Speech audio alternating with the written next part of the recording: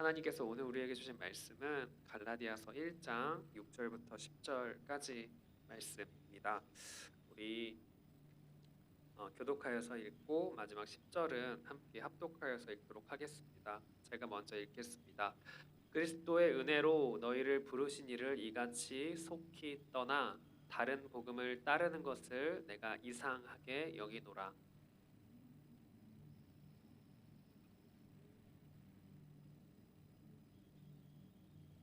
그러나 우리나 혹은 하늘로부터 온 천사라도 우리가 너희에게 전한 복음 외에 다른 복음을 전하면 저주를 받을지어다.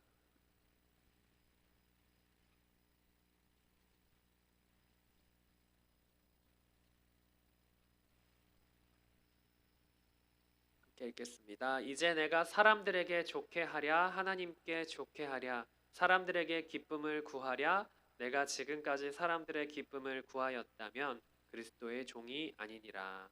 아멘. 네. 오늘 오신 우리 성도님들을 보았을 때 평생 자식들 뒷바라지하며 모든 걸 내어주신 분들이지 않은가라는 생각을 하게 됩니다. 저희 부모님도 사실은 그러신 분들 중에 한 분이셨는데 저에게 누나가 있는데 그 중에 한 명이 어렸을 때 이제 받았던 상처들 같은 것을 하나씩 꺼내어 놓기 시작한 그런 일들이 조금 있었습니다. 어렸을 때 이렇게 내가 힘들었다. 그때는 이렇게 참 아팠다. 이런 얘기들을 이제 하시는 것이죠.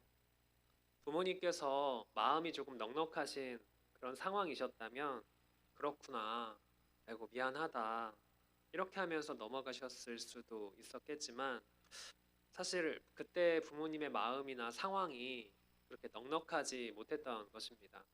그러다 보니까 그 말이 가시처럼 매우 아프게 찔린 듯이 괴로워진 그런 것이죠. 왜냐하면 그 말이 부모님 때문에 내 인생이 힘들었고 괴로웠고 부모님 때문에 내 인생이 좀 망가졌어요. 이런 식으로 들렸던 것입니다. 그러니 어떻습니까? 그 말을 들었던 부모님의 마음이 찢어질 듯 굉장히 허무하고 마음이 괴롭게 되는 그런 일을 겪게 된 것입니다. 내가 여태까지 이렇게 희생하면서 지내왔는데 그 노고를 전혀 알아주지 못하는 것 같은 깊은 상실감에 오랫동안 마음이 어렵게 되시는 일이 있었습니다. 오늘 사도 바울 역시도 그런 일이 있었습니다. 예수 그리스도가 목숨을 바쳐 우리를 죄에서 건져주셨는데 갈라디아 교인들은 할례나 전통 같은 사소한 것에 집착하여 예수 그리스도의 복음이 아닌 다른 복음으로 대체하려고 하기 때문이었습니다. 바울은 그저 화가 나기만 한 것은 아닐 것입니다. 안타까워서 울고 불고 어떻게 너희들이 그럴 수 있냐고 하면서 굉장히 마음이 어려운 그런 일들이지 않았을까라는 생각을 하게 됩니다. 오늘 이 시간 우리도 혹시 하나님께서 우리에게 베풀어 주신 큰 은혜를 잊고 작은 것들에 집착하고 있는 것은 아닌지 우리 마음을 들여다보기를 원합니다. 아마도 이와 같은 일들이 우리에게도 왕왕 일어날 수 있는 것입니다. 왜냐하면 우리들의 삶 속에서 계속하여서 자녀들과 함께 지내면서 때때로 자녀들이 하는 그런 작은 말들이나 혹은 자녀들이 하는 어렵다라고 하는 그런 말들이 우리에게 굉장히 큰 상처로 다가오기 때문에 그런 것입니다. 그러나 언제나 하나님께서는 우리의 모든 것을 다 아시고 나의 고생을 아시고 또한 우리 모든 성도님들을 이곳에 부르셨음을 더욱더 고백하며 나아가기를 바랍니다. 여러분 모두를 하나님께서 부르신 것입니다. 오늘 하나님께서 여러분을 부르셨고 이 자리에 함께 있는 것은 모두 하나님의 뜻 그리고 하나님의 부르심 속에 있었다라는 것입니다. 여러분 가운데 이것을 믿으시기를 바랍니다. 하나님께서 우리를 부르셨고 나는 그 부르심에 응답하는 것이라는 고백으로서 우리가 이 시간을 함께 말씀을 듣고자 한다라는 것입니다. 하나님께서 우리를 부르셨는데 그런데 우리는 자꾸만 내 주머니 속을 뒤적거리며 나는 정말 자격이 있는 사람인가?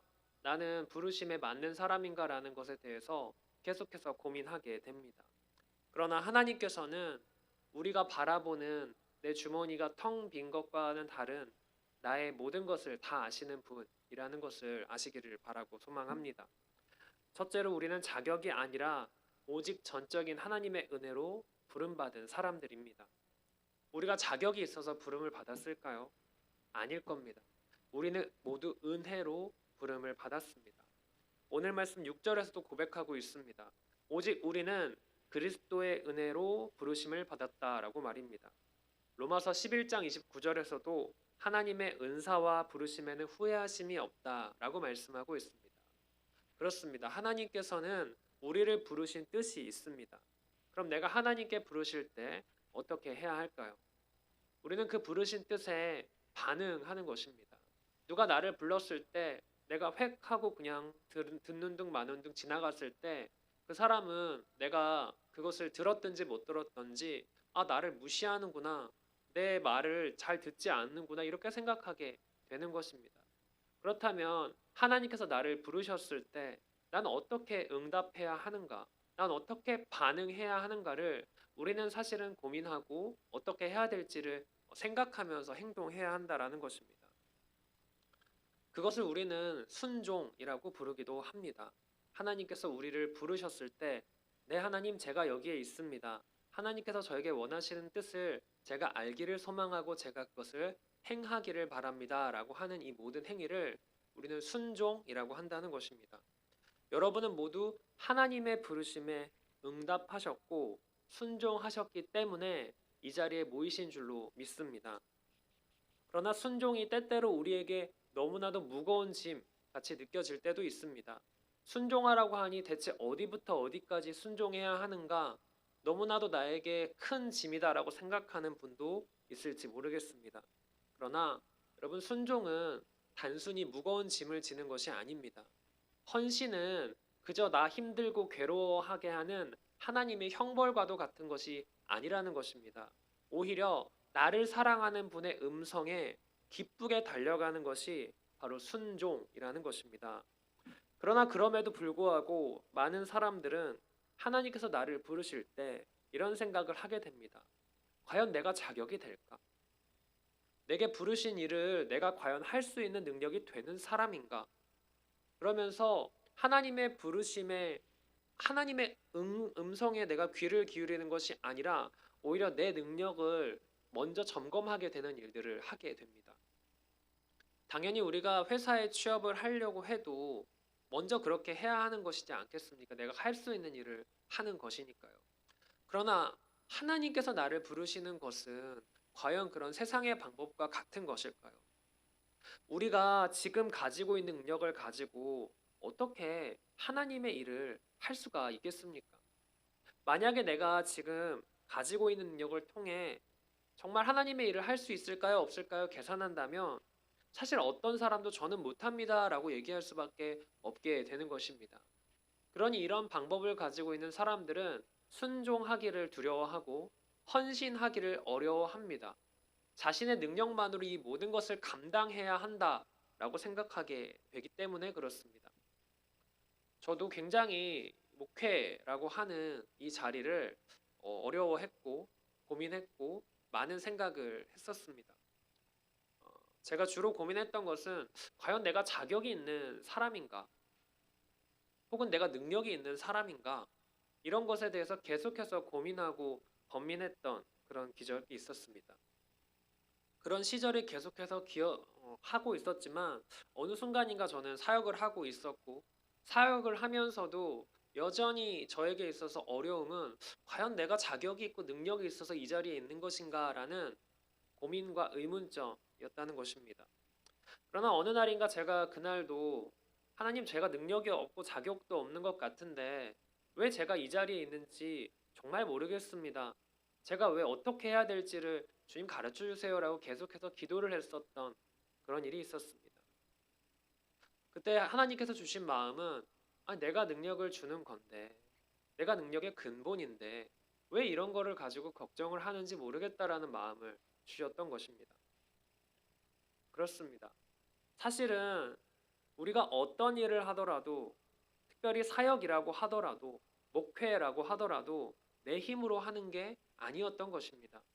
우리는 모두 하나님의 부르심에 응답하면서 나아가는 사람들이라는 것입니다.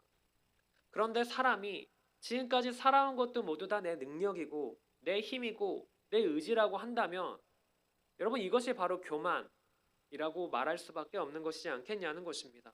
하나님 없이도 살 수 있을 것 같다고 생각하는 것이 바로 교만이라고 하는 죄. 우리가 삶의 뿌리를 내리고 있는 그 교만은 저는 하나님 없이도 잘 살고 있는 것 같은데 하나님 대체 저에게 무슨 일을 하세요? 라고 말하는 것이 우리에게 있어서 정말 큰 교만이라는 것입니다. 그런데 우리가 어떻게 교만하지 않을 수 있을까요? 하나님께서 나를 부르셨어요. 하나님께서 나에게 능력 주셨어요. 하나님의 은혜로 나는 부름 받았어요 라고 하는 믿음의 고백으로 내가 이 모든 일을 감당한다라고 고백할 수 있다면 내가 교만하지 않을 수 있는 것입니다. 왜냐하면 내 능력으로 하는 것이 아니라 내 삶의 모든 영역이 모두 다 하나님의 은혜 아니면 내가 도저히 살 수 없는 사람인데 이렇게 된 것이구나라는 것을 알게 되기 때문에 그런 것입니다. 그러나 어떤 면에서는 내가 그 부르심에 감당할 수 없다는 내 솔직한 고백이 있다고 하더라도 우리가 앞서 말했던 고로모서 말씀을 통하여서 하나님의 그 은사와 부르심에는 후회가 없다라는 그 말씀은 하나님의 전지하시며 전능하신 그 놀라운 능력이 발휘가 되는 것을 우리가 목격할 수 있게 되는 그 놀라운 순간이라는 것입니다. 그렇기 때문에 여러분 하나님께서 여러분을 부르실 때 아멘이라고 하는 마음으로 따라 나서는 것이 부담이 되고 힘드시다면 만약에 내가 그 일을 정말 했을 때 어떤 일이 일어나고 그 일을 하지 않았을 때 어떤 일이 일어나는 것을 한번 따져보면 우리가 어떤 선택을 하는 것이 좋을지를 알 수 있게 됩니다. 우리가 아멘이라고 응답하고 순종한다면 하나님의 능력을 보게 되는 것입니다. 구원의 역사가 어떻게 진행되나 하나하나 목격하게 되는 것입니다. 하나님의 부르심에는 우리의 능력을 가지고 하나님의 역사를 이루시는 것이 아니라 우리의 믿음의 바탕 위에 하나님께서 하나님의 능력으로 우리를 도우시고 움직여 가시겠다라고 하는 뜻이 담겨 있다는 것입니다. 그러나 내가 아멘이라고 응답하지 않고 저는 전혀 할 수 없습니다. 제 능력 없는 거 아시면서 왜 이런 선택을 하셨습니까? 라고 하나님께 따지기만 한다면 우리 하나님의 일하심을 바라보는 것이 아니라 내 스스로의 나약함 속에서 그저 능력 없음만을 바라보며 그저 끝나는 것이라는 것입니다. 그러니 이런 믿음을 가지고 하나님의 일하심 속에서 여러분 우리가 우리 교회에 지금 있는 것입니다. 우리가 신앙생활을 하는 것입니다. 우리가 함께 예수 그리스도를 닮아가기에 힘쓰는 것입니다. 우리가 하나님의 뜻을 구할 때 그것이 거룩인 것을 알게 되어 우리를 거룩해지기 위하여서 믿음으로 응답하고 순종하고 나아갈 수 있게끔 하나님이 계속해서 나를 도우심을 알게 되는 것은 우리가 정말 믿음을 가지고 신앙생활을 할 때 정말 주님께서 우리에게 주시는 놀라운 기적과도 같은 일이라는 것입니다.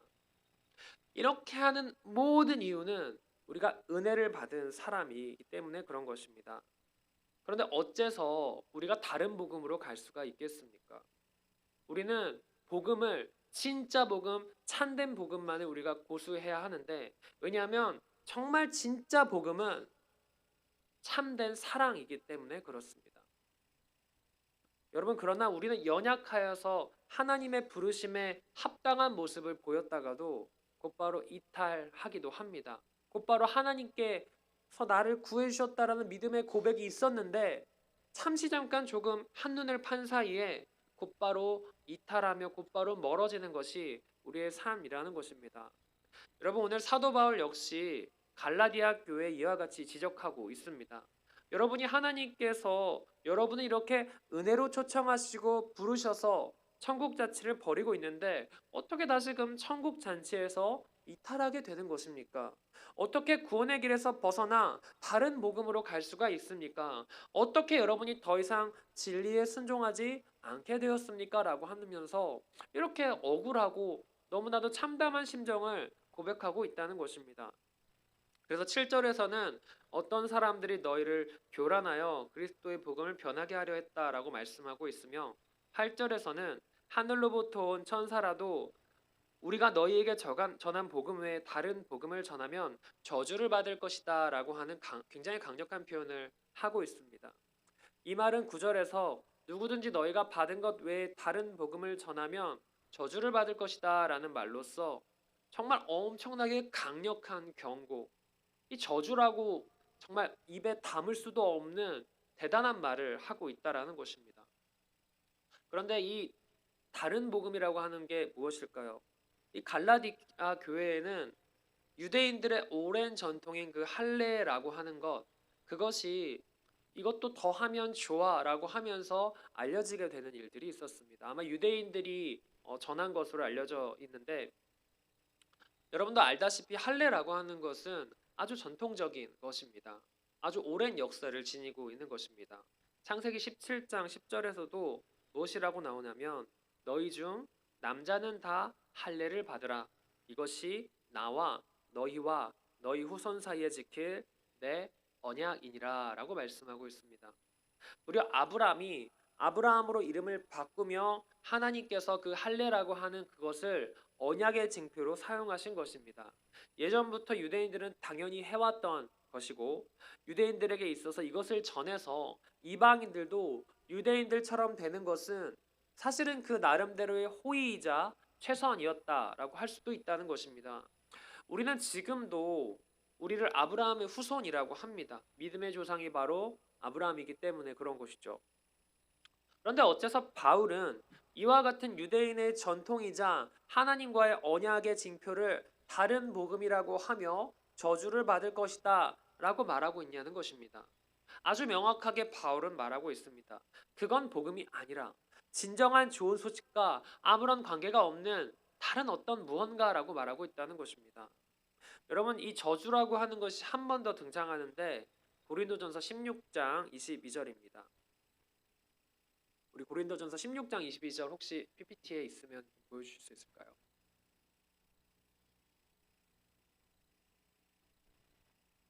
네. 잘 안 나오는 것 같아서 제가 대신 읽도록 하겠습니다. 만일 누구든지 주를 사랑하지 아니하면 저주를 받을지어다. 우리 주여 오시옵소서. 여러분, 바울이 이야기하는 이 저주의 기준은 누구든지 주님을 사랑하지 않는 것, 그것이 바로 저주의 기준이라는 것입니다. 바울은 하나님의 아들이 나를 사랑하셔서 나를 위해 자기 자신을 내어주셨다는 사실을 가장 중요하게 생각했습니다. 바울은 이 사실에 완전히 압도되어져 있던 사람이었습니다. 그러니 바울을 가장 슬프게 하는 것은 예수님의 사랑에 사랑으로 응답하지 않는 것이었습니다. 바울의 입장에서는 이것은 사실상 예수님의 사랑을 걷어찬 것과 다를 바가 없었다라는 것입니다. 그러나 그 바울의 말에 그들은 이렇게 이야기하는 것처럼 바울은 들렸던 것입니다. 저희는 예수님만으로 충분치 않습니다. 우리는 할례를 받아야 해요. 예수님만으로 충분치 않습니다. 저는 세상의 다른 것들, 재테크, 주식과도 같은 것들이 저에게는 필요합니다. 저는 예수님만으로 충분치 않습니다. 우리는 수많은 다른 방식으로 세상 가운데 살아야만 합니다. 이런 식으로 계속해서 예수님 말고 다른 어떤 것이 내 삶을 더 유지하고 살 수 있게 한다라고 계속해서 말을 하고 있었다는 것입니다. 그러나 어떤가요? 우리는 예수님만으로 충분한 것입니다. 이것을 믿으시기를 바랍니다. 그렇기 때문에 나를 부르신 그분을 기쁘시게 하는 삶으로 우리가 옮겨져야 한다는 것입니다.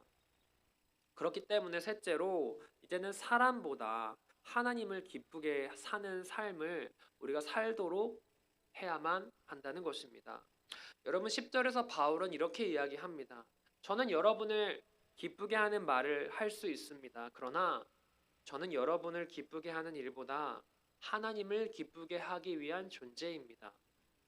여러분, 저는 메시아의 노예입니다. 저의 모든 것은 나의 구원자이신 예수님에 의해 결정됩니다. 예수님에 대한 충성은 모든 인간 관계보다 우선합니다. 나를 미워하는 사람들의 마음에 들게 하는 행동하는 그 어떤 힘보다 예수님을 향한 충성이, 하나님을 향한 나의 마음이 더 클 수밖에 없습니다 라고 바울은 고백하고 있다는 것입니다. 여러분은 어떠신가요? 하나님을 기쁘시게 하는 일에 더 열심을 보이시고 있나요? 아니면 사람을 기쁘게 하는 일에 우리는 더 열심을 보이고 있나요? 그러나 여러분, 하나님을 기쁘시게 하는 일에 더욱더 열심을 보이시기를 부탁드립니다. 왜냐하면 세상과 사람의 노예로 살 때 우리는 더없이 허무하고 불안하지만 우리가 예수님의 노예로 산다는 것은 진정한 자유, 세상의 멍에가 아닌 가볍고 편한 내 멍에를 지라고 했던 그 예수님 말씀에 순종했을 때 우리는 진정한 자유를 누릴 수 있게 되기 때문에 그렇습니다. 여러분, 모든 목회자는 하나님의 말씀을 정말 똑바로 잘 전하기 위해서 애쓰는 사람들이라고 저는 생각합니다. 그러나 이 모든 사람들의 불안하고 어려운 것들 중에 하나는 하나님의 부르심이 정말 나에게 임한 것이 맞을까라는 고민을 모든 목회자가 어느 순간에 분명히 한다라고 생각합니다. 모든 목회자는 번민하고 두려워합니다. 내가 다른 복음을 전하는 것은 아닐까 걱정하고 떨고 있습니다. 내가 말씀을 더욱 이해하기 좋게 풀어낸 어떤 말은 어쩌면 그 복음의 말씀에 조금 더 가리우는 것은 아닐까, 다른 첨가물이 들어간 것은 아닐까라는 생각이 때때로 들게 되기 때문에 그렇습니다. 여러분, 그러나 이 말씀을 전하는 목회자만 그런 걸까요? 우리가 삶으로써 하나님의 말씀을 전하는 전도자가 아니라고 말할 수는 없을 겁니다. 우리가 예수님의 말씀을 듣고 믿고 따르는 자들이라면 우리를 제자라고 할 수 있을 텐데, 여러분, 제자의 사명은 무엇입니까?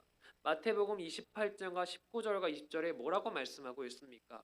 그러므로 너희는 가서 모든 민족을 제자로 삼아 아버지와 아들과 성령의 이름으로 세례를 베풀고 내가 너희에게 분부한 모든 것을 가르쳐 지키게 하라. 볼지어다 내가 세상 끝날까지 너희와 항상 함께 있으리라 하시니라. 이렇게 말씀하고 있지 않습니까? 여러분, 우리는 모든 민족을 제자로 삼아 아버지와 아들과 성령 이름으로 세례를 베풀고 예수님의 가르침을 지키게 해야 하지 않겠습니까? 예수님이 제자들에게 예수님이 가르쳐 주신 그 사명 아래 우리도 역시 놓여 있는 것이지 않겠냐는 것입니다. 여러분, 어떤 것이 예수님보다 귀한 것입니까? 어떤 세상의 것이 예수님의 구원보다 값진 것입니까? 어떤 세상의 것이 예수님의 십자가의 피 흘리심과 우리 죄를 모두 사해 주신 은혜의 사건보다 우리에게 감동이 될 수가 있나요? 어떤 세상의 것이 우리를 끝내 부활로 이끄시는 그분의 놀라운 사랑보다 비교할 수 있는 무언가가 될 수 있겠냐는 것입니다. 여러분, 예수님의 사랑에 사랑으로 응답하시기를 부탁드립니다. 우리는 계속해서 그 사랑에 응답하는 삶을 사는 것이 우리에게 정말 참된 자유를 준다고 우리가 믿고 나아가기를 바란다는 것입니다. 여러분, 서로 말하며 대답하고 이게 무엇인가요? 이게 대화 그리고 관계를 맺는 것입니다. 우리가 예수님과 대화하며 관계 맺는 삶을 사는 것은 주님께서 나를 부르심에 응답하고 순종하며 주님의 일에 힘쓰고 헌신하며 살아가는 삶이지 않겠냐는 것입니다. 그러나 앞서 말했던 것처럼 내가 할 수 없는 일, 움츠러들 수 있는 일, 세상의 유혹에 나도 계속해서 혹하는 것이 사람이지 않겠냐는 것입니다. 우리는 때때로 사람을 기쁘게 하는 일에 나의 인생을 다 바칠 때도 있습니다. 그러나 우리는 우리의 정체성을 분명히 할 필요가 있습니다. 예수님께서 우리를 이곳에 부르셨습니다. 왜 부르셨습니까? 우리는 예수님의 종이 되어 예수님의 노예가 되어 예수님께서 나의 모든 것 되셨다는 고백으로서 살아가는 사람들이지 않겠습니까? 그런데 그분께서는 우리에게 어떻게 행하셨습니까? 마치 노예가 겪는 것보다 더 심하고 더 모욕적이고 더 치욕적인 일들을 우리를 대신해서 당하셨습니다. 우리가 그 고통을 겪지 않게 하기 위해 우리를 대신해서 그 모진 고통을 겪으셨던 분이라는 것입니다. 왜 그런 일을 하셨습니까? 우리에게 먼저 사랑을 보이시는 것입니다. 우리에게 그 사랑의 모습을 먼저 보이시는 것입니다. 우리가 하는 것은 그 사랑에 응답하는 것. 그 사랑의 모습에 저도 예수님을 사랑합니다. 예수님이 저를 사랑하시는 것을 제가 이제는 압니다. 이렇게 말하고 이렇게 살아가는 것. 우리가 이곳에 있는 이유는 오직 단 하나라는 것입니다. 오직 예수 그리스도 그 한 분, 그 한 분의 그 사랑으로 인해서 우리가 이곳에 있다는 것입니다. 하나님은 여러분의 과거를 묻지 않으실 것입니다. 오늘 여러분의 아멘 그 한마디를 기뻐하실 것입니다. 여러분의 그 아멘 그 소리가 하늘 성소에 울려 퍼질 때 하나님은 이렇게 말씀하실 것입니다. 그래, 내가 너를 잘 안다. 우리 모두에게는 내가 잘 믿고 있나 막연한 두려움이 있을 수밖에 없습니다. 그러나 이 자리에 오신 모든 성도님들은 그런 두려움 속에서도 담대하게 아멘이라고 응답함으로 예배에 나오셨고, 또한 이 예배 안에서 이 배운 말씀을 살기를 다짐하며 오신 분들인 줄로 믿습니다. 그렇기 때문에 예수님 그 한 분만 나에게 정말 중요해요. 예수님 그 한 분이 나에게 전부예요. 나에게 이미 자신의 모든 것을 내어 바치신 그분을, 그 사랑으로 나에게 보이신 그분을 저도 사랑해요 라고 고백하며 믿으며 나아가기를 바라고 소망합니다. 오직 예수 그리스도 그 한 분만이라는 고백이 오늘 수요일 밤 우리 교회 안에 불처럼 번지기를 같이 기도하였으면 좋겠습니다.